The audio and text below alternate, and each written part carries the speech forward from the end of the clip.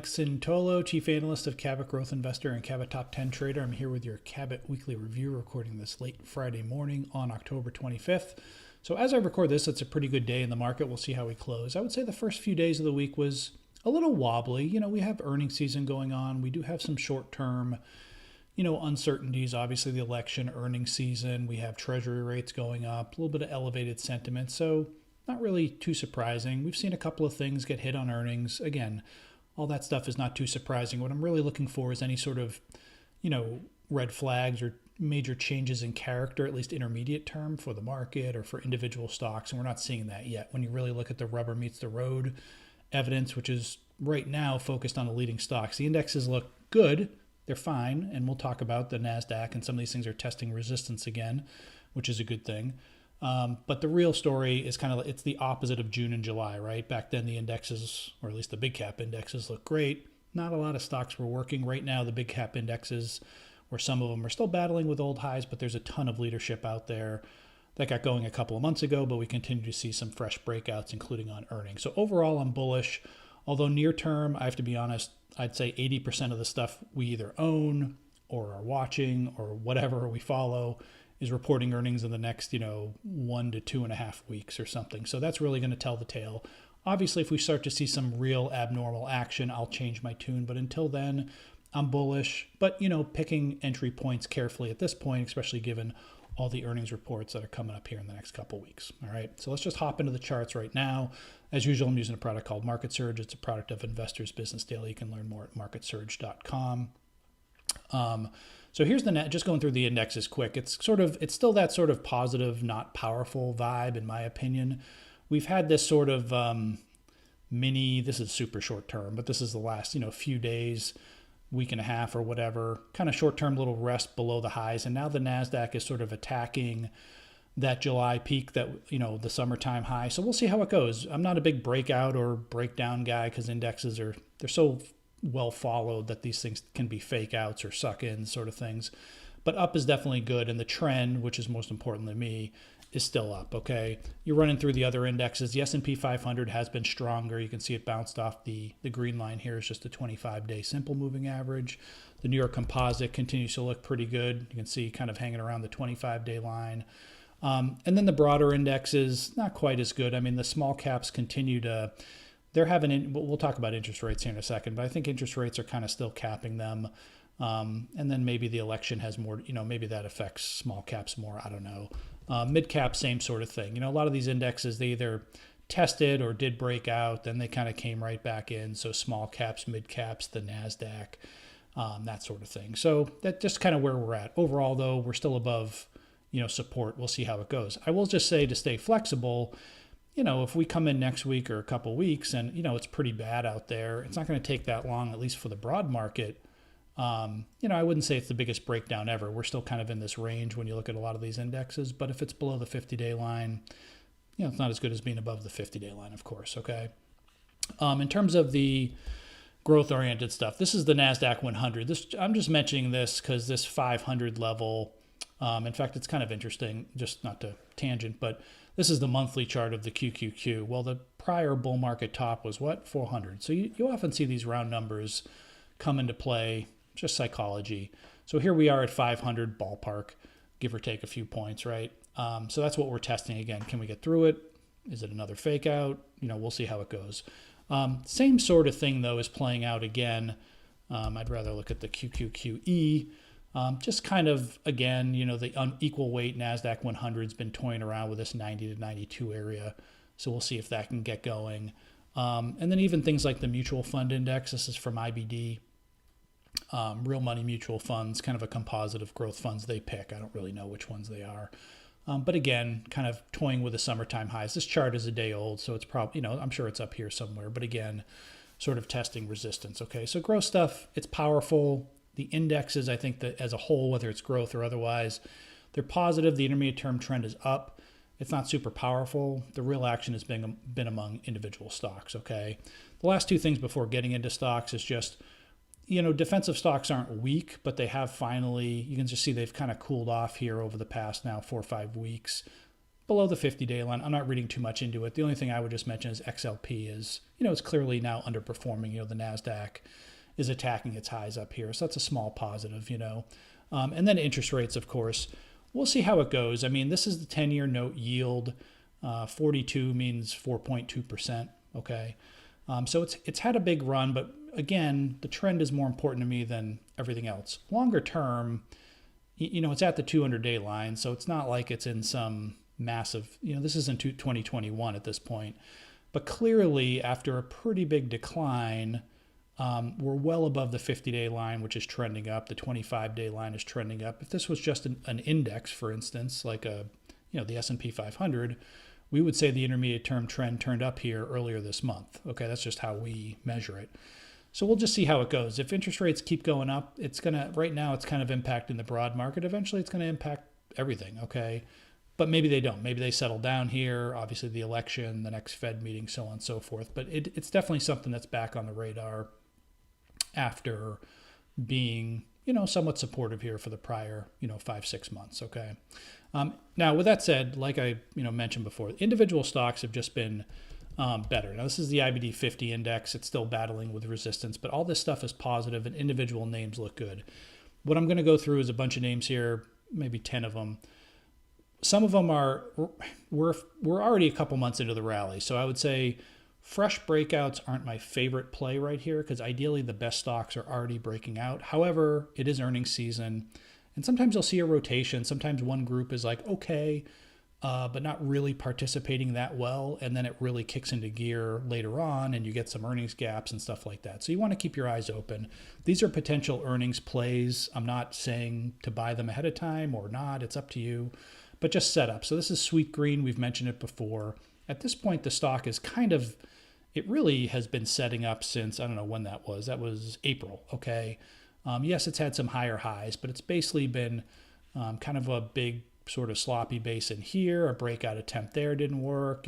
Breakout attempt recently didn't work, and it's trying to tighten up here ahead of earnings, supposedly on November 7th. Market surge can be off by a couple of days until the official announcement. So obviously, if you see a big breakout there, probably bullish. Rubrik is a name I mentioned before. It's a recent IPO, so it's a hot potato. You can see it's 41 down to 37.5, back to 41 in a few days. So it moves around, but just on the weekly chart, you just kind of have this nice IPO base, a little bit of a changing character, I think, a couple of weeks ago. And just on the weekly chart, it looks actually kind of tight. We'll see where it closes today and this week. They don't have an earnings date yet. In fact, they just reported in early September, so they probably don't have earnings soon. But this is just a potential breakout play if you're an IPO player, okay? This is a potential resumption pattern. This is NTRA. NTRA has been a leader, doesn't get a lot of headlines, but it's just been like sort of a testing leader in medical stocks, kind of hit or miss, but this one's been, don't get me wrong, there's been some shakeouts like right in here, but it's been pretty smooth for over the past year. Now, you can read that two ways. Hey, it's been running kind of for a year, so maybe it needs to correct and consolidate. But I'm just looking at it as an overall uptrend. The stock is shaking out below the 50-day line here. Not a ton of volume. And they have earnings November 6th. Again, don't take that as a gospel, but probably around then. So if you see some sort of powerful resumption back to the upside, you could almost look at this as like a little bit of a shakeout. These are just kind of potential patterns. Mercado Libre, again, I know I haven't gotten much hate mail on the $2,000 stock. Maybe everyone's open to it these days. I don't know. But usually if I mentioned a $1,000 stock or higher, I'd get a bunch of hate mail. But obviously it's higher priced. But overall, it did break out back here in August. So this actually could qualify as actually the next category, kind of a first consolidation. But it's been kind of consolidating in here really since the Fed meeting, call it. But hanging around the 50-day line, not doing anything wrong. You can see on the weekly chart, it's just kind of hanging in here very tight. So obviously a resumption to the upside here would be kind of interesting. And this is all assuming, of course, the market is still in a healthy mode.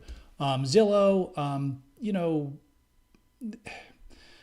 whenever the interest rate sensitive stuff is challenging in the sense that it's almost like commodities, right? Where it's like, hey, next week some report comes out, economic report, rates are way up, rates are way down, the group kind of moves with it. So it's hard to get a little bit more sustained. But with all that said, just looking at the chart, Zillow kind of had this sort of 60 resistance level, had the breakout on the Fed, And now it's spent 5 weeks sort of pulling back and consolidating. Nothing really damaging here. It's not like institutions are running for the exit. It's just getting kind of tossed in the surf. They do have earnings, again, November 6th. Don't take it as gospel, but around November 6th.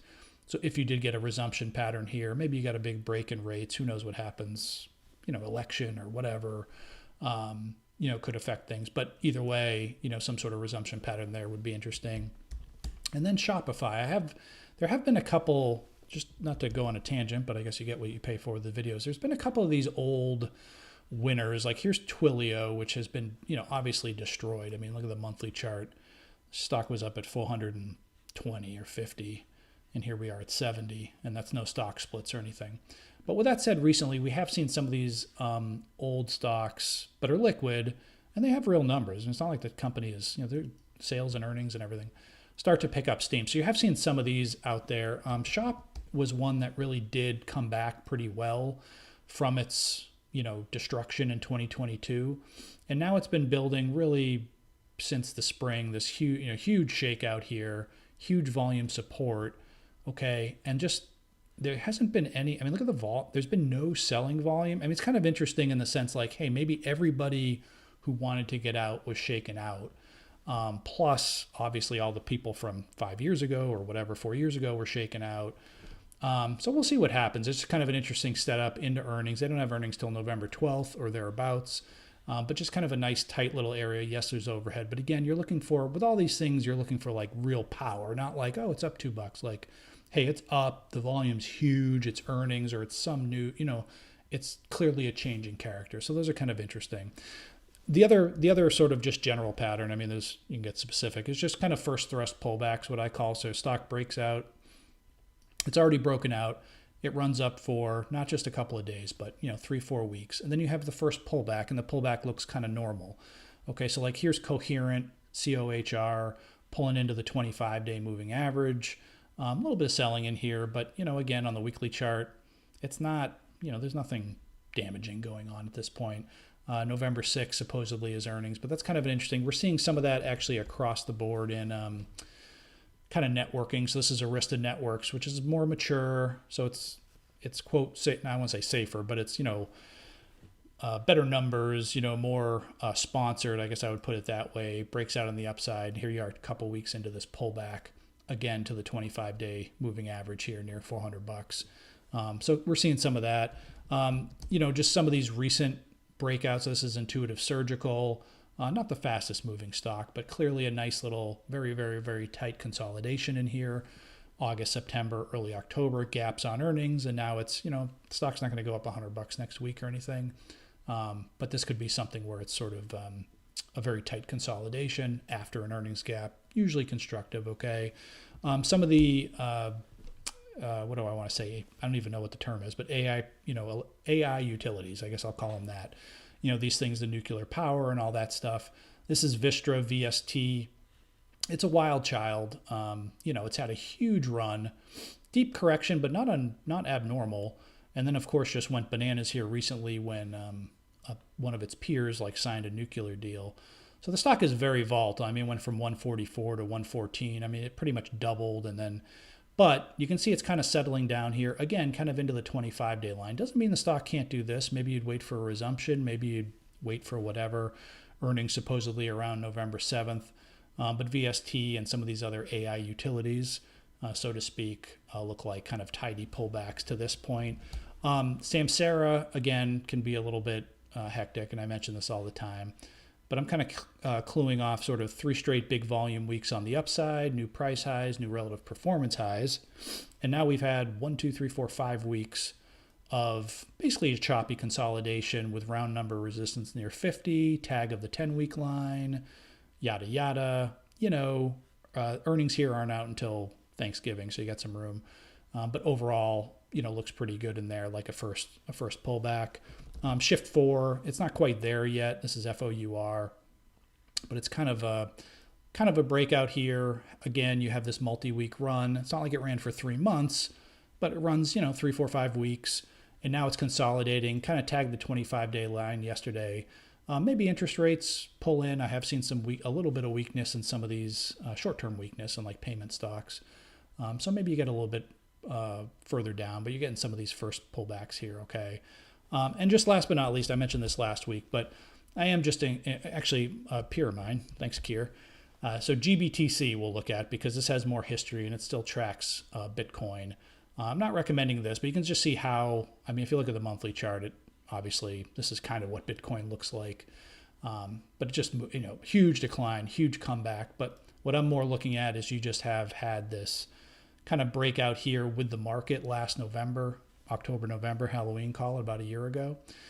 Massive run up, obviously, to the springtime top.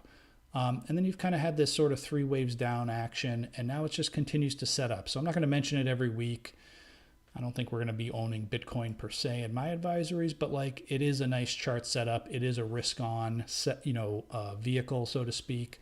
And if you do get sort of a powerful breakout, whether it's Bitcoin itself, whether it's a lot of these stocks that own it or, are involved in the crypto economy, can look pretty good. So Bitcoin is something just at least chart wise, if you're more of a speculator, you can play. Just make sure to have your stops in place, okay? Back to the market. Listen, short term, we'll see how it goes. Again, I'm not a big breakout guy in the indexes, so, I wouldn't say, say the NASDAQ breaks out today and it closes strong. I mean, that's good, but I wouldn't say it's like that means anything per se. It just means the trend is up and it continues to be up. You do have these uncertainties. You do have a couple of secondary headwinds, as I would call it, in the short term, interest rates, maybe sentiment, stuff like that. So, I do think, I'm not someone who's going to be buying stuff a week ahead of earnings. But overall, the trends are up here. And I wish I had a composite measure that just showed you the action of, leading stocks. But you just have a lot of stocks from a lot of industries, bull market stocks, tech stocks, software, one-off, kind of their own industry sort of stocks that are acting well, that continue to act well. And they will, I do think if they do pull back, they'll provide some opportunities. But that's really the most important thing to me is the leadership today remains intact. And until proven otherwise, I would expect higher prices in the weeks and months ahead. Okay, that's all the time I have for today. Thanks for listening, and be sure to come by again next week for another Cabot Weekly Review.